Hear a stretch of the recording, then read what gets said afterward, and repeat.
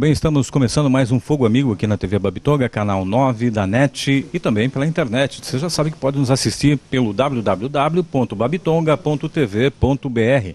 Todas as terças-feiras, agora às 22 horas e 15 minutos, mas vamos ganhar mais um tempo, agora 45 minutos, para discutir os principais temas da região.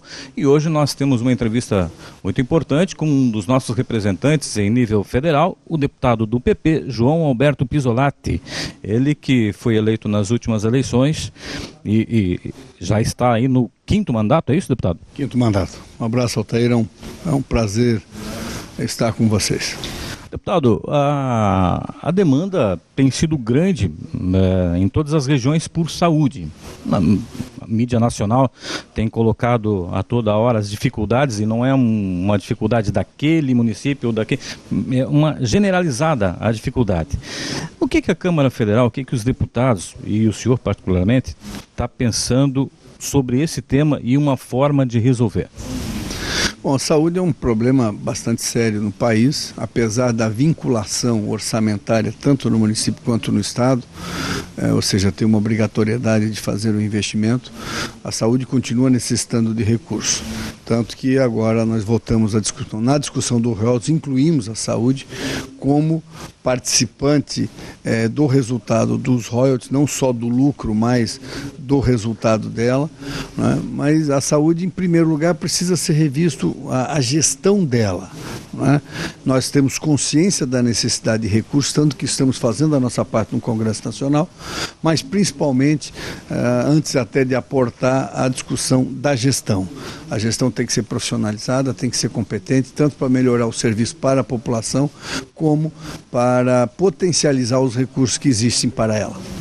A Câmara Federal está para votar agora o orçamento impositivo, que vem aí na contramão do modelo, e eu digo isso, não foi o PT que inventou este modelo, mas aperfeiçoou incrivelmente, que é a concentração de renda em nível federal, onde os estados ficam reféns, né? Quem quer sobreviver politicamente tem que ir beijar a mão da presidente ou do presidente que lá estiver, da mesma forma os municípios e até mesmo os deputados federais.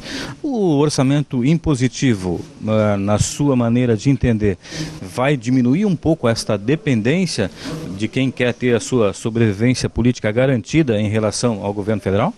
Não tenha dúvida. Nós temos duas grandes ações para dar maior autonomia aos municípios, aos estados, e uma independência maior do legislativo, fortalecimento do Congresso Nacional. Uma é o orçamento impositivo. O que é isso? Quando você vota o orçamento no Congresso Nacional, no legislativo, para o ano seguinte, o governo libera se quiser, ele não tem a obrigatoriedade da liberação das emendas parlamentares, que é a municipalização do Orçamento Geral da União, né? O que nós votamos foi a obrigatoriedade do pagamento das emendas apresentadas pelos parlamentares, que são emendas de uma lei, que é a lei do orçamento, né? E o outro aspecto que é extremamente importante e o Congresso tem que ver rapidamente, que é o pacto federativo. Hoje, 72% de tudo que se arrecada fica no governo federal, 14% nos estados e 14% nos municípios. É muito pouco. Hoje o município, para realizar grandes obras, ele se obriga a buscar uma parceria do governo federal, do governo do estado, porque não tem receita própria.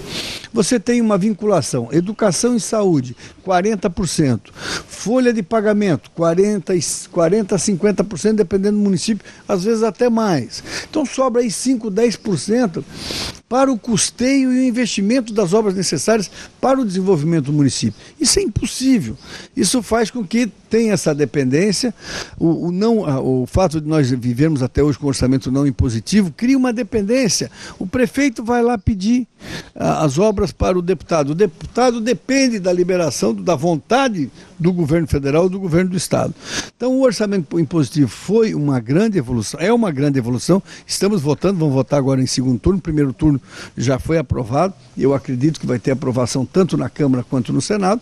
E em seguida nós temos sim que discutir novamente o pacto federativo, que é a redistribuição dos impostos pagos por todos nós.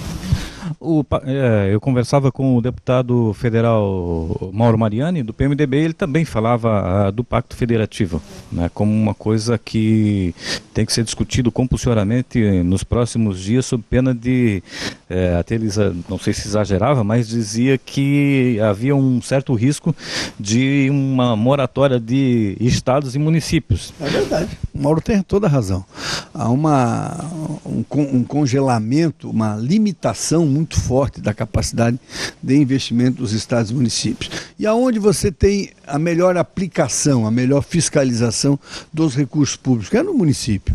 Porque vem do governo federal, vem para o estado, do estado para o município, quer dizer, você tem uma distância bastante grande. O Mauro tem toda a razão nisso e eu compartilho com ele da mesma opinião.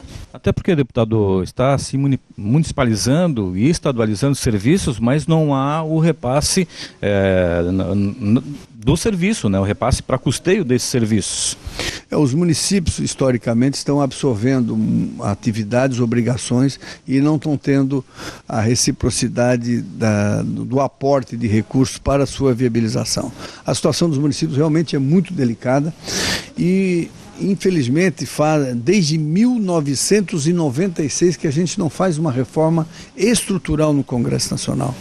A implantação do Plano Real em 95, ela tinha o conceito de primeiro fazer as reformas econômicas que foram feitas, quebramos o monopólio do gás canalizado, telecomunicações, cabotagem, petróleo, alteramos o conceito de capital nacional, capital estrangeiro, permitindo que o dinheiro de fora viesse para cá, foram vendidas empresas não inerentes ao Estado ou que davam prejuízo para fazer o caixa e reduzir o endividamento, fizemos parcialmente, infelizmente, a reforma administrativa e previdenciária, a administrativa para enxugar a máquina previdenciária, para estancar a sangria da Previdência, e deveríamos fazer a reforma tributária fiscal em seguida, depois a trabalhista e a política.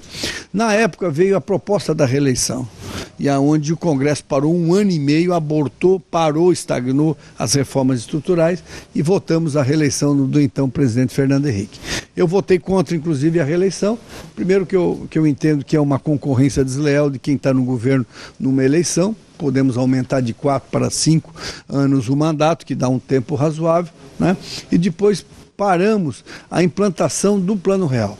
E de lá para cá não fizemos reforma estrutural nenhuma. No segundo mandato do presidente Fernando Henrique, nós votamos a Lei de Responsabilidade Fiscal, que houve uma evolução, mas não foi o suficiente para poder resolver os problemas. E o Congresso Nacional precisa fazer a sua tarefa de casa, né? Pois entrou o governo do presidente Lula, teve uma ação social muito forte, o início do PAC, que são investimentos em infraestrutura, mas desde então não temos uma reforma estrutural. Reforma estrutural são as reformas que eu citei, reforma política, reforma tributária fiscal, reforma trabalhista e assim sucessivamente. Nós vamos para um breve intervalo, muito rápido, e já voltamos conversando com o deputado federal do PP, João Alberto Pisolatti.